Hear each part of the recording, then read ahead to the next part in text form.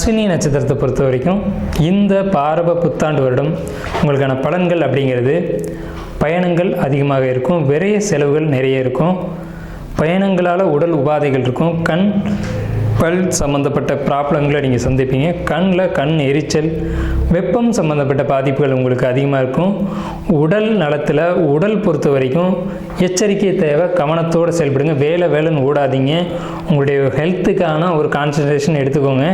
முதல்ல உடம்பு முக்கியம், அப்புறம் தான் வேலை ஜாப் அப்படிங்கிறதுலாம். உங்களுக்கு பணம் அப்படின்ற ஒரு விஷயத்தை குறைச்சிக்கோங்க, ஓய்வு எடுத்துக்கோங்க, இயற்கை சார்ந்த உணவுகள் அதிகமாக எடுத்துக்கோங்க.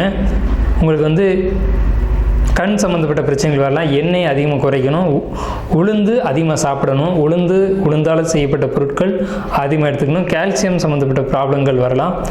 அதே மாதிரி உடலில் என்ன பிரச்சனையே தெரியாத வகையில் ப்ராப்ளங்கள் ஏற்படலாம். உங்களுக்கான அனைத்து பிரச்சனைக்குமான தீர்வு பிறவி மருந்தீஸ்வரர் கோயில். இது எங்கே இருக்குதுன்னு கேட்டிங்கன்னா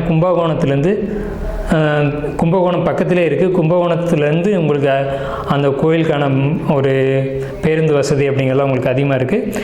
பிறவி மருந்தீஸ்வரர் கோயில் அப்படின்னு பேர். இந்த கோயிலுடைய சிறப்பு அப்படிங்கிறது இது அஸ்வினி குமார்களுடைய சுயம்பு லிங்க கோயில். தேவலோக மருத்துவர்கள் தான் அஸ்வினி குமார்கள், அவங்களுடைய கோயில் தான் இந்த பிறவி மருந்தீஸ்வரர் கோயில். இந்த வழிபாடு உங்களுக்கு ரொம்ப முக்கியத்துவம் இந்த பாரவ ஒரு இடத்துல.